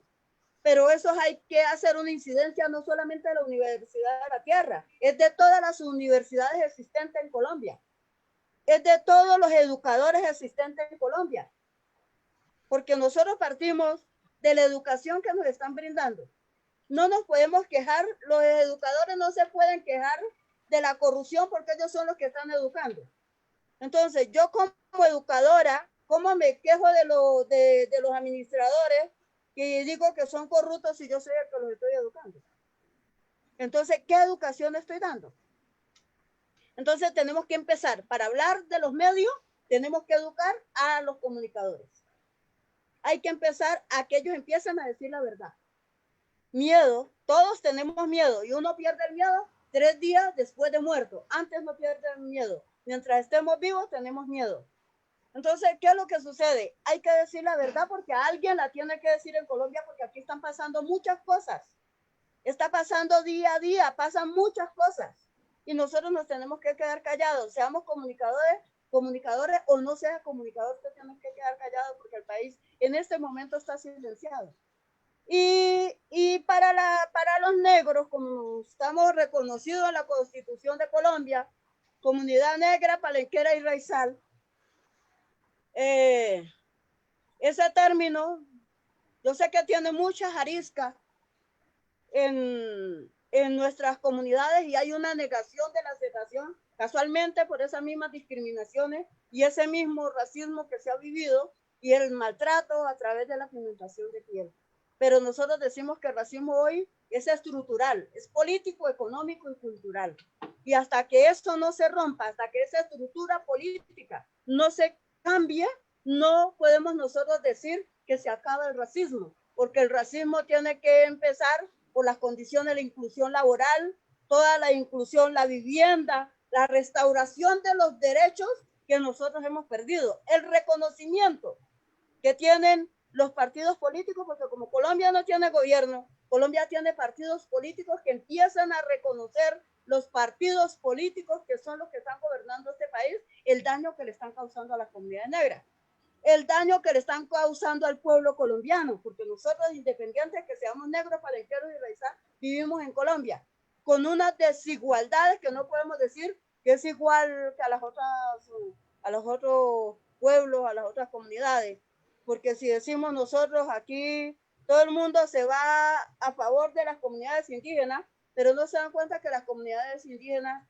desde 1848 tienen recursos y están reconocidos dentro de la Constitución de Colombia. Y su recurso les llega a su territorio, a su resguardo, cosa que también hay una manipulación. Y así como está para las comunidades indígenas, así mismo está para las comunidades negras. ¿Ya? Nosotros empezamos a existir a partir del 91. Y a partir del 91 es mucho lo que se ha logrado y que no se reconoce. Y que seguimos insistiendo, porque son muchos años los que van a pasar para que nosotros en realidad lo que hacemos se reconozca y que los medios en realidad puedan publicar lo que están haciendo los negros en favor del pueblo colombiano, que estamos apostándole al desarrollo del país, que estamos apostándole a la construcción de la paz, que la paz tiene que hablar con la restauración de los derechos, porque la paz no es solamente simbólica, la paz es restauración de derechos de todas las comunidades, de volver nosotros al sitio, a mejores condiciones antes de salir de nuestro territorio, porque nosotros hoy el segundo genocidio que tenemos después de la trata, del secuestro y la trata transatlántica, es el desplazamiento en Colombia, porque estamos en las mismas condiciones. Estamos en las mismas condiciones que cuando fueron esclavizados nuestros ancestros. Hoy estamos en las mismas condiciones de miseria, que los mínimos que teníamos los perdimos sin ninguna garantía política, y eso no se cuenta. No se cuenta. Entonces, como eso no se cuenta, los medios no tienen una autonomía para publicarlo, para decirlo y para empezar a hablar. Un medio que se dedicara al menos a investigar y a publicar lo que está pasando con la comunidad negra, entonces yo sí podría decir que los medios están haciendo un buen papel, que no sea solamente la prensa amarillista y que lo necesitan a uno cuando necesita que el canal le suba rating. Entonces necesitan la historia de nosotros, pero solamente cuentan la historia, el periodista se lleva los honores, pero no cuentan en realidad lo que pasa en ese territorio, porque está esa persona ahí. Bien, muchas gracias, Virgelina. Yo no sé, Lucelena, si te parece si hacemos unas preguntas acerca de temas como la cultura, que habíamos hablado de pronto cuando estábamos preparando este conversatorio, temas relacionados de pronto con la gastronomía, y no sé si te parece que pasemos a ese tema antes de ir a otras preguntas. ¿Qué crees tú, Lucelena? Está bien, sí, está bien. Pongámosle la cereza que le falta al postre. Está bien. Entonces, bueno, una de las preguntas es, ¿cuál es la comida típica que nos recomiendan a todos nuestros invitados, a nuestros 3 invitados? ¿Cuál es la comida del Pacífico que nos recomiendan? ¿Quién quiere contestar? Yo vi que por ahí en uno de los chats vimos, bueno, hemos tenido, yo creo que hemos tenido experiencias gastronómicas con el profesor Arturo Grueso. Recuerdo haber estado en el Centro de Memoria, tuvimos una experiencia gastronómica, lo mismo con Ana Beatriz, con Virgelina. Entonces nos gustaría que nos comentaran un poco sobre eso. No sé si quieres formularle la pregunta específicamente a alguien, de pronto Ana Beatriz, ¿te parece? Ana Beatriz, está bien. Bueno, Ana Beatriz, entonces cuéntanos un poco sobre ¿cuál es el plato típico que nos recomiendas? Bueno, a la audiencia en general y al mundo en general, Les decimos que Colombia es un país multicultural, pluriétnico, y dentro de todo ese reconocimiento está el tema cultural, está el tema gastronómico, y pues yo creería que hago este preámbulo porque creería que deberían de declarar al Pacífico como patrimonio de la cultura y de la gastronomía. En ese orden de ideas, yo desde el Chocó, embajadora del Chocó, les recomiendo el barquillo chocuano. El barquillo chocuano es una delicia, es un plato a base de mariscos eh, con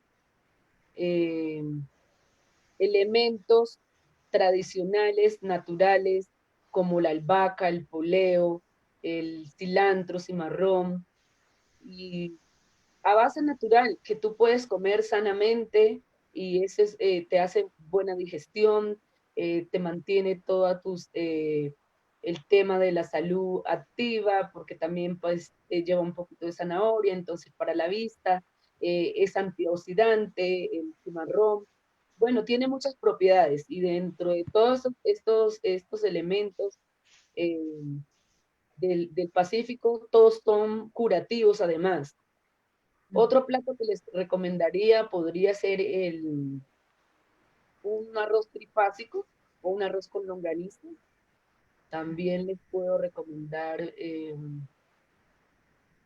bueno, no puede faltar el arroz con coco, con un delicioso sancocho de gallina o un delicioso eh, pescado al gusto, o unos camarones, o un encocado de camarones. Bueno, son muchos platos que se pueden ustedes deleitar. Podemos, yo creo que invitar a una siguiente eh, conversatorio o segmento, podría ser el tema de las comidas, de la historia de las comidas y los platos, porque pues es bastante amplio y significativo toda esta historia de la gastronomía del Pacífico y su naturaleza, su riqueza, sus sabores, sus olores, te transportan, te llenan, te animan, te dan vitalidad. Es todo un tema, tiene un tema muy especial. Yo no sé, yo lo llamo como una mística.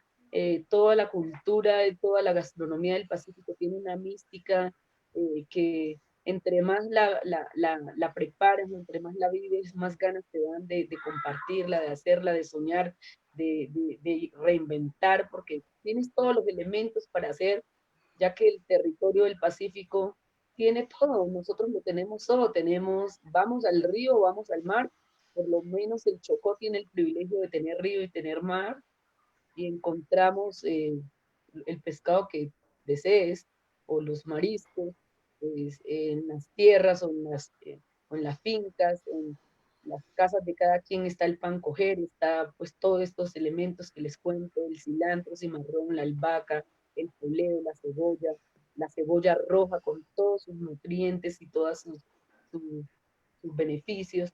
Eh, Estamos siempre, casi siempre sembrando atrás el limón que no puede faltar, el plátano. Bueno, son muchas cosas, el arroz, nosotros lo tenemos todo. De hecho, nosotros creo, no estoy segura que los territorios del Pacífico caminamos sobre la riqueza. Por eso es las guerras, es que un tema nos conlleva al otro, porque por eso es que nos persiguen, por eso es que nos desplazan de nuestro territorio, porque hay mucha cultura, hay mucha riqueza, hay mucha gastronomía, hay de todo. Nosotros, el Pacífico en general, son territorios de paz, territorios construidos para el desarrollo. Que los gobernantes no lo han permitido o no quieren ver o siguen dominando los territorios a través de estas prácticas, de estos gobiernos convencionales que deberían de dejar de existir o repensarse estas formas de dirigir, y es donde todos pudiéramos encontrar el equilibrio, un equilibrio desde todos los puntos, desde el punto económico, desde el punto espiritual, desde el punto laboral, desde el punto de derechos, desde el punto de tierras, y allí habría una verdadera paz. Entonces, deleítense con las delicias del Pacífico.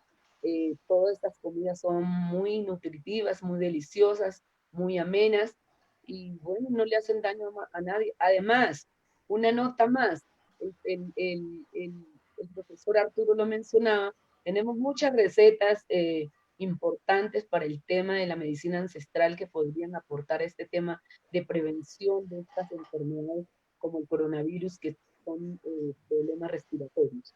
Entonces tenemos ahí muchas recetas por ahí. Ahorita les vamos a dar unos tips, y uno de ellos podría ser el eucalipto cocido con limón, endulzado con panela o con miel de abeja. O si la persona tiene temas de azúcar, pues no tome endulzado y se lo toma así. Ahí ya tiene un preventivo para evitar temas que le afecten a su salud en estos temas de pandemia. Muchas gracias. Muchas gracias, Ana Beatriz. ¿Tomaron nota? Porque yo sí. Bueno, es que alguien aquí me preguntaba por el chat interno, me estaban preguntando que si habíamos tenido un cambio muy brusco de pronto con la orientación de las preguntas, pero yo quisiera explicarle también a la audiencia que Virgelina Chará, que Ana Beatriz y que el profesor Arturo son también expertos en el tema de la gastronomía del Pacífico, y quisimos también tocar este tema porque, como ustedes pudieron ver en esta primera sola respuesta de Ana Beatriz, ella es una verdadera exponente de la cultura y embajadora de Chocó en todo sentido. Es decir, quisimos mostrar no solamente, digamos, los aspectos que tienen que ver con los temas, digamos, macroestructurales de la política, de la economía, sino también queríamos hablar de la cultura porque vemos que este es un elemento de resistencia. Y en ese sentido yo quisiera pasarle la pregunta al profesor Arturo Grueso, porque recuerdo haber compartido con él también una conferencia en donde hablábamos de la gastronomía, pero también hablábamos de algunos elementos medicinales. Recuerdo que nos hizo una disertación, por ejemplo, sobre el uso del coco. Entonces quisiera que retomáramos un poco esa cuestión de la gastronomía como un elemento de resistencia cultural. Muchas gracias, profesor Arturo. Gracias, Ricardo. Mire, que yo creo que lo más importante de la gastronomía del Pacífico es que fuimos capaces de resistir, y mostramos la resistencia colocando algunos platos, algunas combinaciones que no se conocían en Colombia ni en América, y que también tuvimos la posibilidad de coger el medio ambiente y decir que el medio ambiente hacía parte de nuestra cocina. Y la cocina también la transformamos nosotros en el fogón donde está la matrona que orienta, que da las charlas y con los cuales compartimos los alimentos que tienen un sentido material y espiritual.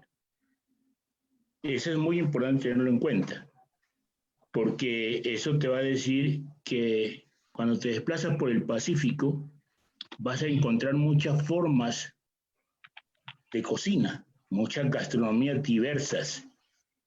Inclusive yo soy de Guapi, entonces uno dice, si yo hablo de Guapi, van a decir los de Tumaco, no, pero es que acá hay otras cosas más sabrosas y mejores.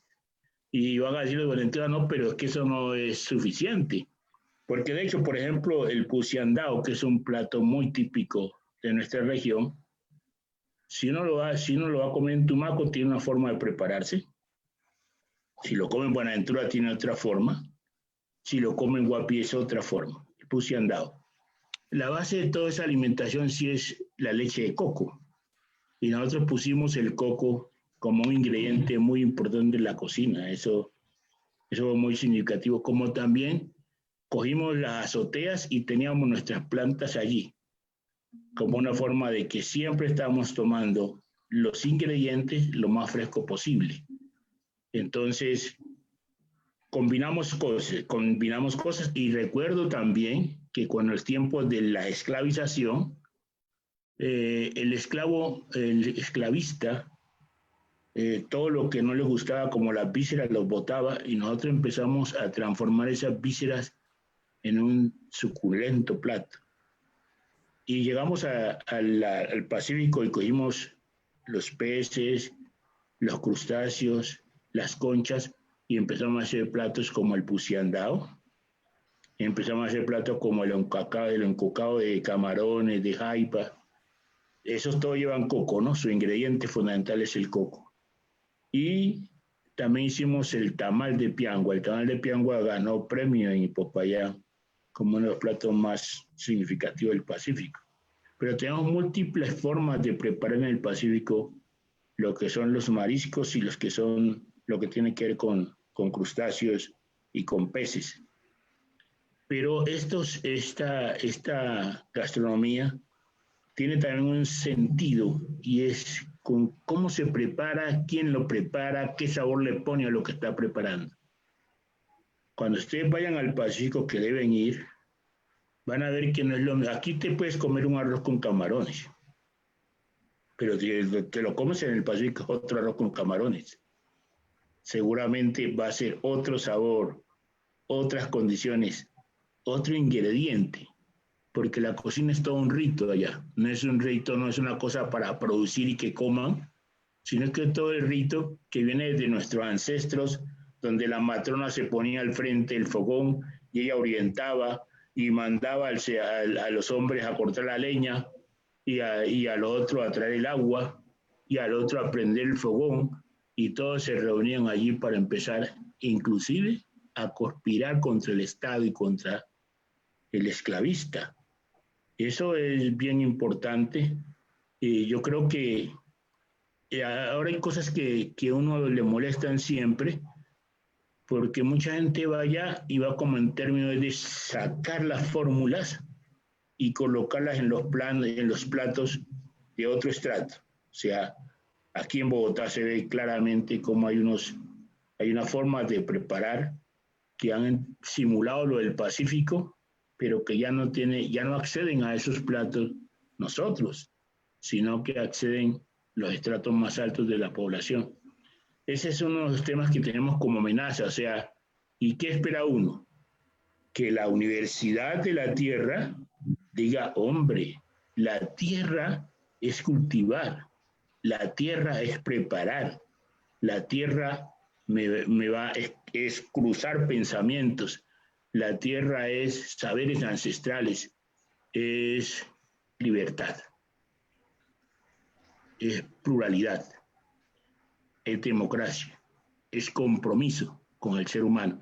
Entonces, digamos, este tema sería muy importante en una secuencia donde la Universidad de la Tierra estaría comprometida a trabajar esta gastronomía, pero como que un patrimonio, como le dijo Ana Beatriz, un patrimonio del Pacífico que debe ser protegido, porque deben ser protegidas nuestras matronas, quienes han tratado de conservarlo usando la chiguangua, usando el coco, debían de ser protegidos usando el naidí y el 1000 pesos.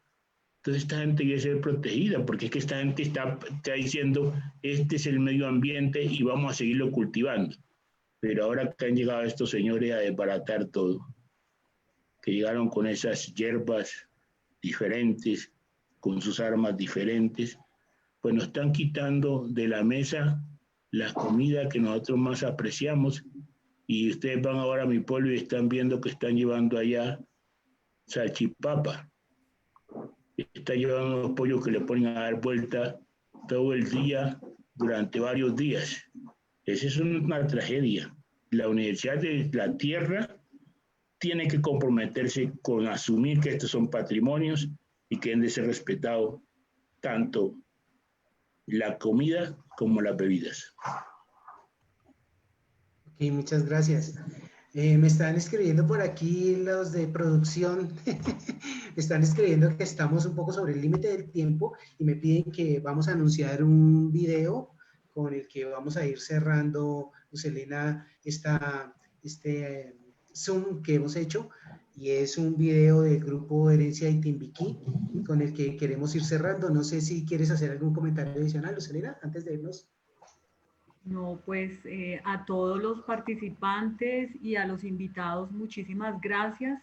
Definitivamente es un tema que nos podemos extender y extender. No sé si se quiere despedir en este momento Virgelina Chará, y ya cerramos. Muchas gracias a todos. Gracias a la Universidad de la Tierra y a CIF. Gracias a todos. Bueno, gracias, pero yo les quería hablar un poquito del tema gastronómico que tiene que ver con la comunidad negra. La articulación del territorio, de la familia, tiene que ver con la gastronomía. Más allá de los platos que nos piden, es parte de nuestra cultura y de nuestra formación, porque siempre está articulado esa familiaridad, hace parte de la construcción de nuestro tejido social, económico, cultural, familiar y territorial con la gastronomía. Por eso, esos conocimientos son traslados ancestrales de generación en generación. Nosotros lo que sabemos le enseñamos a nuestros hijos, a nuestros familiares, a nuestros nietos, y eso se va trasladando, ese conocimiento, a nuestras nuevas generaciones. Pues yo estoy vendiendo gastronomía en estos momentos, hace parte de la sostenibilidad nuestra, y casualmente mañana estamos preparando un delicioso usandado, como decía el profe Arturo. Es uno de los platos que cada 8 días ofrecemos un plato distinto, de un sancocho distinto del norte del Valle, del norte del Cauca y del departamento del Valle, que son los 2 departamentos que estamos aquí trayendo esa gastronomía como comunidad negra para que esa sabiduría no se pierda. Muchísimas gracias por invitarnos a ser parte de este conversatorio, pero también que quisiera recomendarle a la Universidad de la Tierra que haga parte como uno de sus ejes principales, sea la recuperación de toda esta memoria y de todos estos conocimientos que tienen las comunidades, y que haga parte, que nosotros que vamos a estar ahí apoyando, pues sería como uno de los ejes que ayudaríamos a alimentar, y que tenga un LIM, la Universidad de la Tierra, la gastronomía y los conocimientos de las comunidades negras, como parte de su compromiso académico. Muchas gracias, y a todos, a la audiencia y a todos ustedes que nos invitaron a participar en este evento, a mis compañeros, a Beatriz, al profe Arturo. Me alegra escucharlos y compartir con ustedes. Muchas gracias. Entonces vamos con el video. Gracias, profesor Arturo. Gracias, Ana Beatriz. Gracias, Virgelino. Vamos con el video.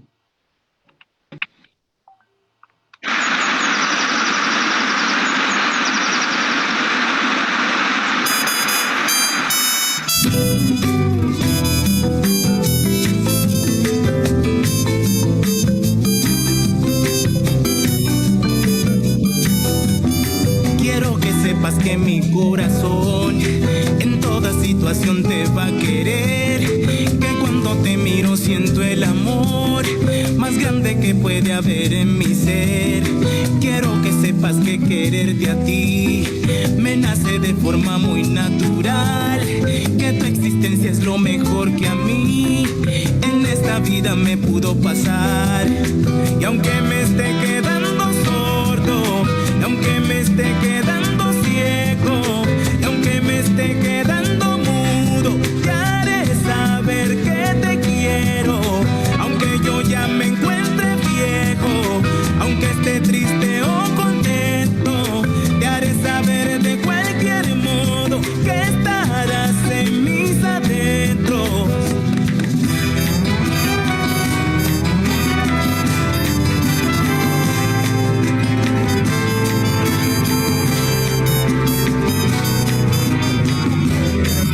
Amanece y te puedo ver, mi vida se llena de luz total.